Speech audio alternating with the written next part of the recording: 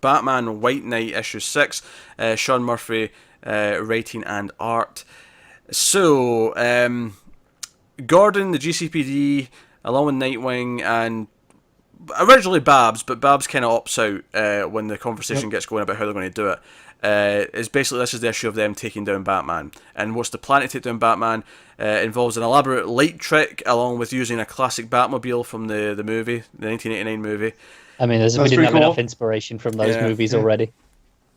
Yeah, and they basically capture Batman, and a big debate is about, do we unmask him, do we do this? And of course, Nightwing is dead set against unmasking him. Like, no, that's not... If nothing else, he's like, no, Batman's gone too far, but we're not revealing. We have to rein him in, but we're not destroying his life. Yeah. You know?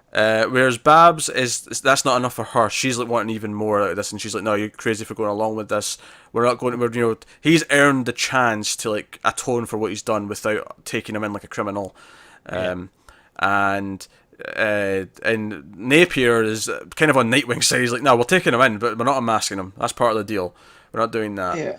Because I guess he doesn't want the myth of the Batman to be, No, because that's his driving factor now. Yeah. It's almost as if Batman was obsessed with the Joker, and now Napier's obsessed with Batman. Yeah, so I had fun with this issue.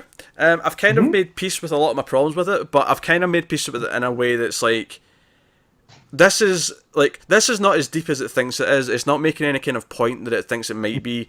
It's just schlock with lots of reasons for things to happen. But the things that are happening are pretty fun action stuff. But you just described why I love Kong Skull Island. No, it was just because it was like, oh, we need like an old analog it's basically a Pacific Rim. We need one that doesn't run on anything digital, so that the EMP doesn't take it out. I can steal one, and you turn the page, and it's the big Batman '89 Batmobile, which is a great design of a Batmobile. And all I could think was, this is like fan wankery service bullshit. I got so cynical at that page turn, and I was like, yeah, you're just kind of eliciting reactions because people have nostalgia for this. It's not really getting any weight. I disagree with that. List. It's we're getting what Murphy wants to play with. We knew that from the beginning. Oh sure. But here's the thing. This is the thing. What I've realised is that he has nothing to say with this book. But this is all it is. It's him. This is him in a toy box playing with things, and that's okay. I massively disagree with you on that because he's playing with the dichotomy of what it is to be good and what it means to serve, a community. It's too all over the place for me to take it seriously as a statement on any of this, though. I don't agree. And you're saying, oh, it's just playing on your nostalgia. It's not. I mean, yeah, it plays up the moment a bit because it's like, oh, hey, you recognize this. This is cool, but everything there, you change that Batmobile design. Everything still plays just as well. So why not use a different Batmobile then? Because he probably always wanted to draw that Batmobile. Yeah, why? Which is fine, but it's a light reason. It's not like it's not adding anything to it because it's that Batmobile. No, it's not. But you're saying, oh, you get cynical because it's that Batmobile. But if you change the Batmobile to something else, I think it doesn't lose anything. The easy answer to why that one is the audience recognizes that from an older time, so we go, oh, that's pre-digital. Sure. Come on now, bullshit. That surprises me. It's got a turbine engine in it, Pete. Like it shoots. That's not what I'm disputing, though. But I'm just saying, I don't think this has anything deep going on in the book. I feel like he has nothing to really say. And I've been saying this for the last couple of issues. I've kind of made peace though because the action stuff is really fun. I just kind of enjoy what's happening. Neo Joker firing a big freeze cannon at the city. Sure, we'll do that. Why not? Let's have fun. And wrote "Send Joker." Sure, we'll do. Okay. So Tom is worked with Victor Freeze's father, who was the designing stuff for the Nazis.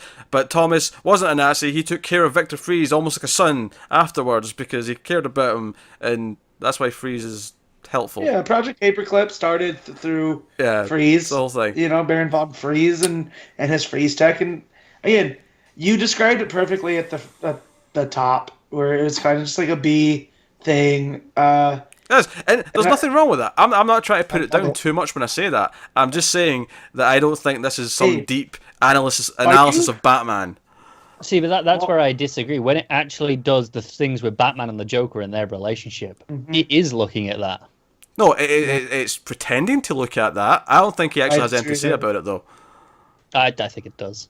And here's my thing. I've said before that sometimes it feels really off to me, And you've but it's an Elseworld. They should feel different. Here's my thing. I think he's playing it both ways. He's too in the middle, because you can have them be completely different and then tell me it's an Elseworld. You can have them be essentially the same characters but in a different out of continuity story, and that's both fine. But there's times where it feels like, oh no, Dick and Babs and Bruce are being like the Dick, Babs and Bruce I think of. When Babs is arguing for something, I'm like, okay, that's Babs, and when Nightwing's saying this, that's Nightwing. Like, that's the Nightwing I recognise. Or when Bruce is doing something, that's the Bruce Wayne, that's the Batman I recognise. But then a couple of pages later, they'll be doing something that is unrecognisable and feels out of character. I think, no, this is the thing here, is where they're at their core, they're the characters we know, but they're turned up, they're heightened versions, they're taken to extremes of the ideologies that they represent, which is why at times you go, yeah, that sounds like what our version would say, but then it goes further, which is where you go, oh, but now it's out of character. Well, that's because it goes too far with it intentionally. Murphy's playing with the archetypes of those characters. So yeah, the most well-defined are Dick and Babs. Even Gordon here, I totally buy that Gordon's like, no, I'm tired of cleaning up after Batman. He's being put away, and that's his driving factor. So when he does bring him in, and I like the fact that Gordon is like, no, I'm doing this. And, you see him driving blindfolded. You're like, oh, what's going on?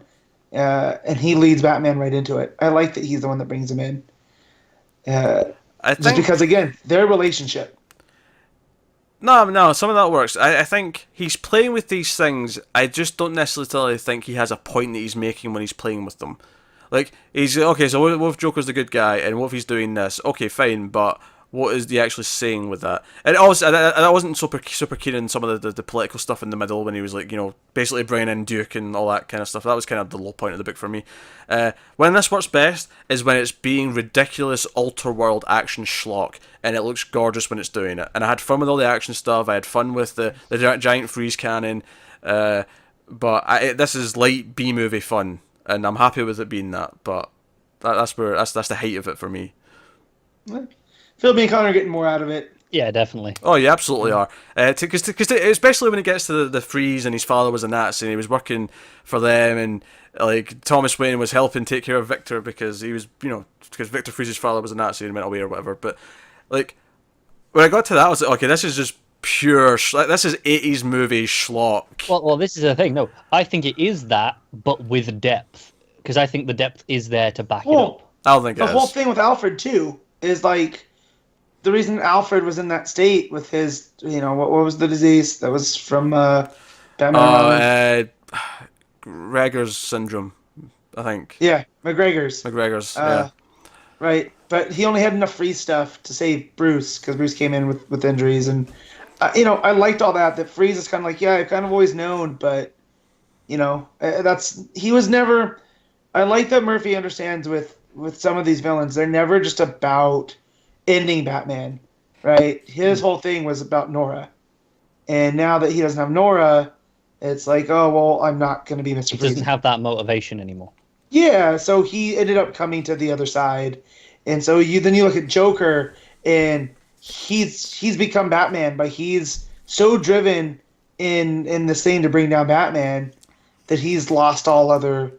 Yeah, he's in the same way that clearly this story is telling us, Bruce has lost himself and he's gone too far into the Batman, and the same is happening to Jack Napier. He has gone too far into pushing this, and he's lost himself, which is obviously why the ending he is becoming the Joker again, because he's lost who he was trying to be. That he kind of spills over.